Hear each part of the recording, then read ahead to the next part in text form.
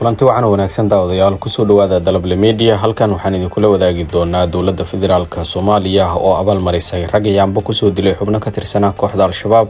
Golaha ammaanka ee qaramada midoobana waxa ay go'aan cusub ka gaareen guddiga qaabilsan la socodka iyo dabagalka cunaqabataynta saaran kooxda Al-Shabaab ee Soomaaliya ka howlgala.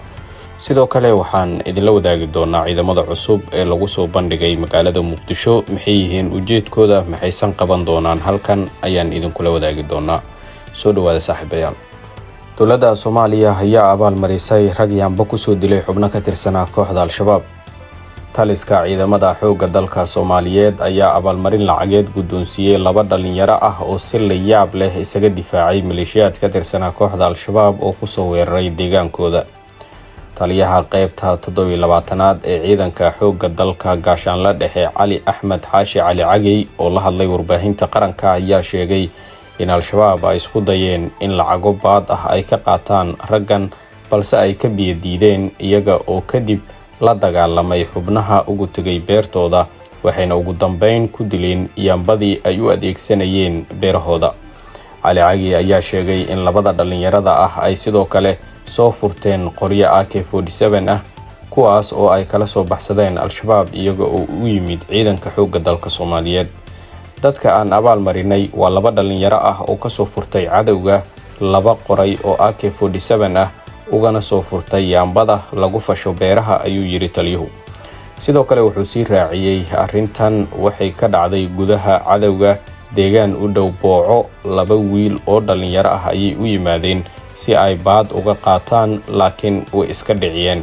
abaalmarinta la siiyay ayuu tilmaamay inay tahay mid ay u garteen in lagu dhiirigeliyo labada wiil ee u bareeray in ay iska difaacaan cadawga kusoo duulay. taliska ciidanka xoogga dalka Soomaaliyeed wuxuu u gartay dhalinyaradan abaalmarin lacageed waxa aan awoodno, mana aha waxa ay mudnaayeen ee tabarteena ayay ahayd, ayuu sii raaciyay. horay ayaa sidoo kale dowladda Soomaaliya waxay u abaalmarisay una soo dhaweysay dad shacab ah oo ka hortagay dhagarta kooxda Al-Shabaab kadibna toos ugu biiray dagaalka xureynta ah ee ka socda dalka.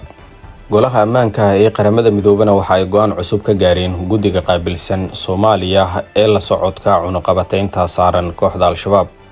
golaha ammaanka ee qaramada midoobay ayaa jimcihii shalay ahayd cod aqlabiyad buuxda ah waxa ay ku meel mariyeen qaraar lagu cusboonaysiinayo waqtiga guddiga khubarada ah ee u xil saaran la socodka cunaqabataynta saaran kooxda Al-Shabaab. dhammaan 15 dal ee xubnaha ka ah golaha ayaa u codeeyay tallaabadan, taas oo ogolaanaysa in la sii wado kormeerka iyo baaritaanada maraakiibta ee lagu dhaqangelinayo xayiraadda hubka ee saaran Soomaaliya. sidoo kale qaraarka ayaa sii adkeynaysa mamnuucidda dhoofinta dhuxusha iyo sidoo kale xakamaynta walxaha loo adeegsado qaraxyada macmalka ah iyadoo waqtiga loo kordhiyay ilaa 30 November 2026. dhinaca kale tallaabooyinka kale ee cunaqabataynta ah sida xayiraadda safarada, fariisinta hantida iyo sidoo kale xayiraadda guud ee hubka ayaa iyaguna ah kuwo furan oo aan lahayn waqti cayiman oo ay dhacayaan. James Kriko oo ah siihayaha safiirka UK ee qaramada midoobay ayaa u mahadceliyay xubnaha golaha sida wax ku oolka ah ee ay uga wada xaajoodeen arrintan. dowladda UK oo ah dalka qalin hayaha u ah arrimaha Soomaaliya ayaa hormuud ka ahayd diyaarinta qaraarkan. Kriko oo soo dhaweeyay ansixinta qaraarka ayaa xubnaha golaha u sheegay in tallaabadani ay xoojinayso dadaalada lagu wiiqayo awoodda kooxda Al-Shabaab ee helitaanka hubka, laguna goynayo ilahooda dhaqaale, isla markaana lagu garab istaagayo dowladda Soomaaliya sidii ay u kobcin lahayd awoodeeda ammaan. Al-Shabaab ayaa muddo ka badan 16 sano waday dagaal hubeysan oo ay ku beegsanayso dowladda Soomaaliya, ciidamada amniga iyo dadka rayidka ah.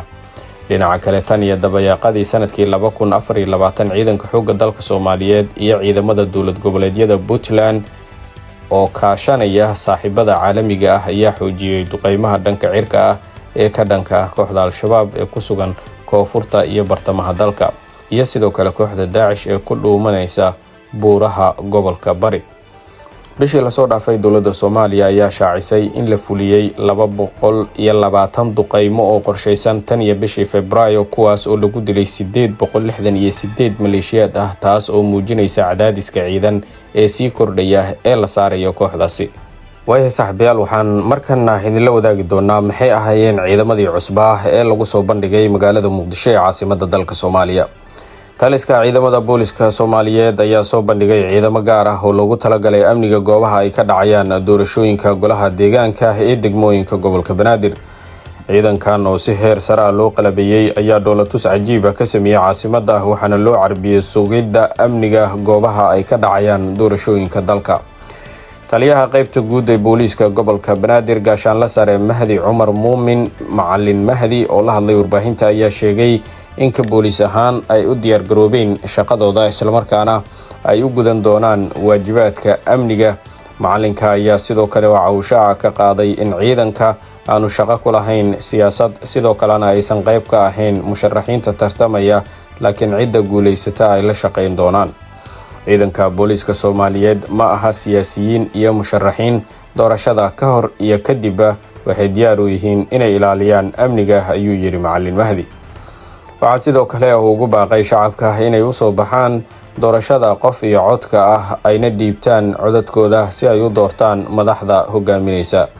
shacabka Soomaaliyeed waxaan u xaqiijinaynaa in maalinta codbixinta hay'adaha ammaanka oo ay hogaaminayaan booliska Soomaaliyeed ay sugi doonaan ammaankooda iyaga oo kaashanaya shacabkooda ayuu mar kale yiri Macalin Mahdi.